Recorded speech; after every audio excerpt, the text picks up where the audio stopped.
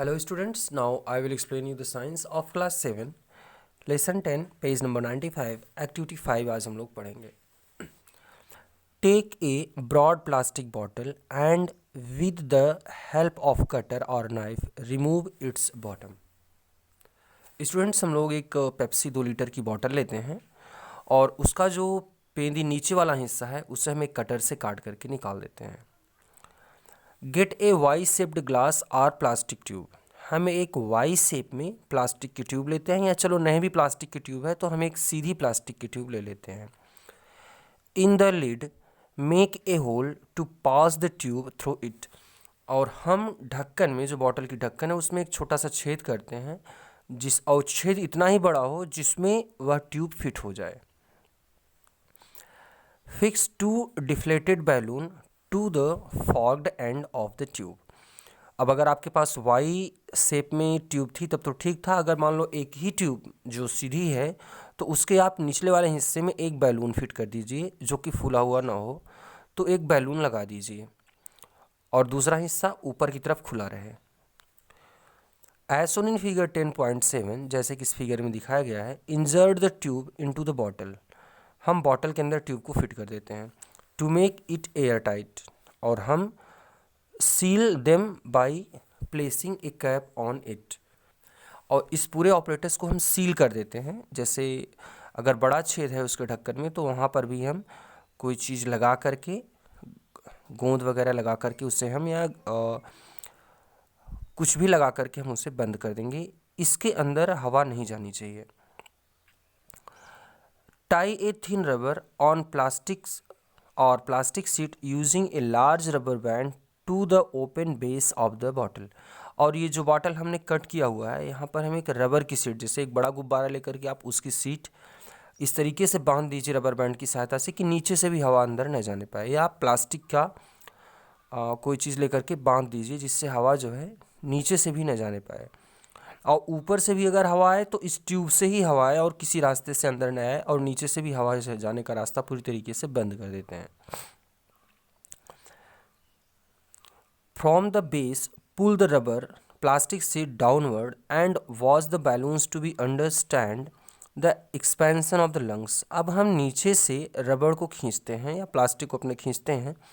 जब नीचे से इसको हम खींचेंगे नीचे की तरफ, तो ऊपर से, चूंकि ये स्पेस बड़ा हो गया, ऊपर से हवा आएगी और हवा आने का रास्ता सिर्फ एक ही है, उसमें हमने बैलून बांधा हुआ है. तो नीचे का बैलून जो है फूल जाएगा.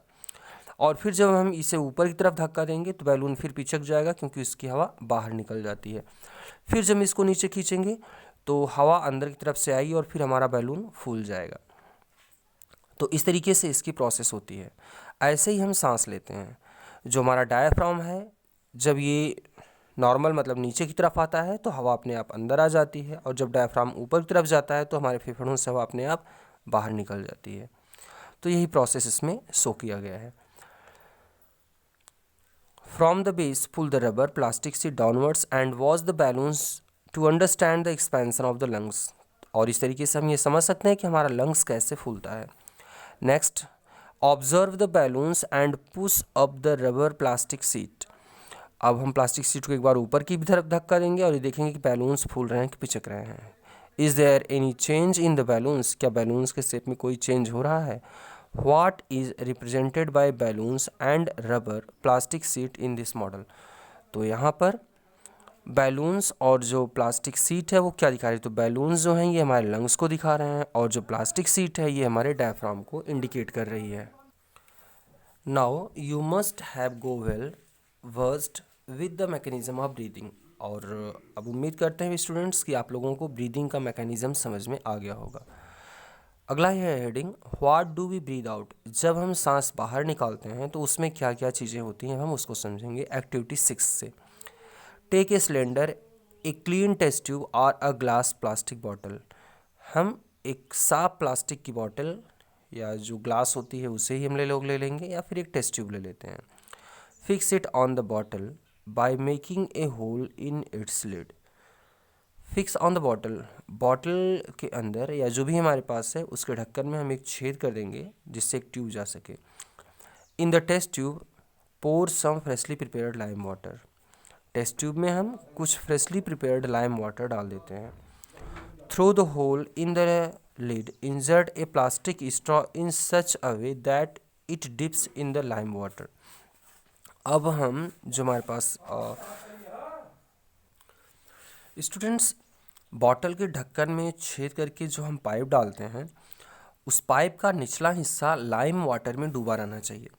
जैसे इसमें दिख रहा है, लाइम वाटर के अंदर, चूने के पानी के अंदर बॉटल का पाइप का एक सिरा होना चाहिए। Now gently blow through the straw a few times. अब हम इस स्ट्रॉ के थ्रू, इस पाइप के थ्रू हम 2-3 बार फूंक मारते हैं। Does the appearance of lime water changes. क्या इसके अंदर जो लाइम वाटर जो एकदम साफ पानी की तरह था, अब वो दूसरे रंग का हो गया?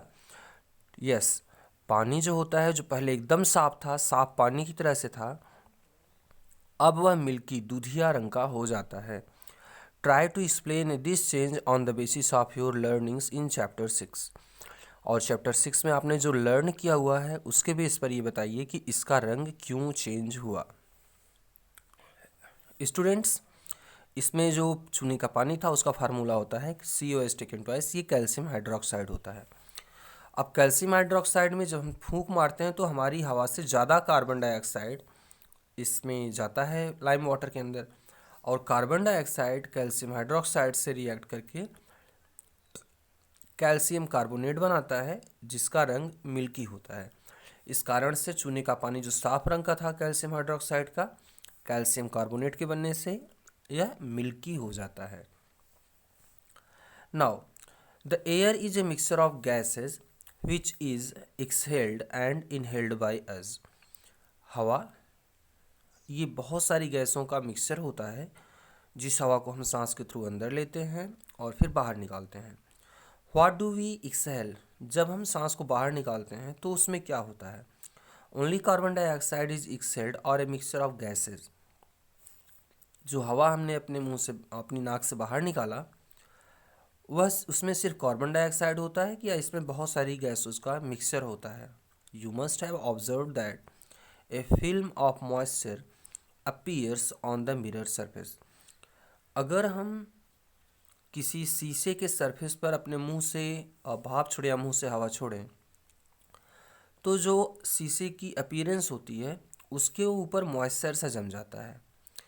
If we exhale on it, where do these droplets come from. तो ये जो शीशा है, इसके ऊपर जो मॉइस्चर है, ये कहाँ से आया? तो स्टूडेंट्स, जो हम सांस बाहर निकालते हैं, ये भी गैसेस का मिक्सचर होता है। इसमें नाइट्रोजन तो जितना हमने लिया था उतना ही होता है, ऑक्सीजन की मात्रा कम हो जाती है क्योंकि हमारे बॉडी ने ऑक्सीजन को लिया। कार्बन डाइऑक्साइड की मात्रा और वाटर वेपर या मॉइस्चर की मात्रा बढ़ जाती है। स्टूडेंट्स, अब हम लोग पेज नंबर 96 इसको समझेंगे। The process of oxygen and carbon dioxide in inhaled and exhaled air. तो कितना है? जो हमने हवा इनहेल किया, सांस के साथ अंदर लिया, उसमें ऑक्सीजन 21% होती है और ये हवा लंग्स में जाती है। और जो हवा हम बाहर निकालते हैं, इसमें ऑक्सीजन की मात्रा 16.4% होती है। ऑक्सीजन की मात्रा जो 21% अंदर गई थी, वो सिर्फ 16.4% बाहर निकलती है। और लंग्स के अंदर क्या होता है? कार्बन डाइऑक्साइड, हम 0.03% कार्बन डाइऑक्साइड होता है जो हवा हम लोग अंदर लेते हैं, लेकिन जो हवा हम बाहर निकालते हैं उसमें 4.4% कार्बन डाइऑक्साइड होता है। तो इस तरीके से जो हवा हम अंदर लेते हैं उसमें ऑक्सीजन 21% है, कार्बन डाइऑक्साइड 0.04 लिखा हुआ है लेकिन 0.03% होता है, और जो हवा हम बाहर निकालते हैं उसमें ऑक्सीजन 16.4% और कार्बन डाइऑक्साइड 4.4% होता है। अगली हेडिंग है students, breathe for better life. ये हेडिंग हम लोग कल पढ़ेंगे। Thank you.